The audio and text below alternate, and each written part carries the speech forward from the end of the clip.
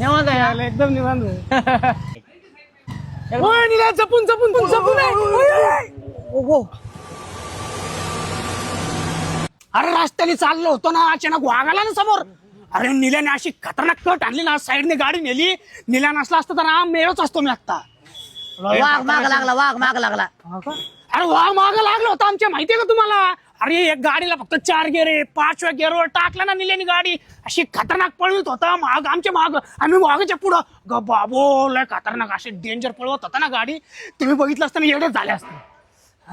वाघ वाघ गायब झाला वाघ गायब झाला गायब झाला गायब मागून गायब झाला.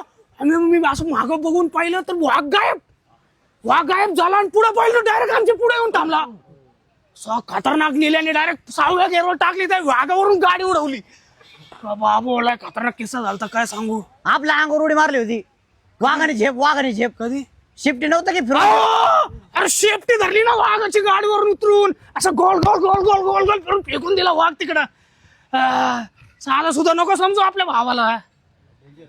लय खतरनाक किस्सा झालता. जिवंत राहिला असता का मी नसतो जिवंत राहिला. येऊन असला असतो ना आम्ही जिवंतच राहिलो नसतो.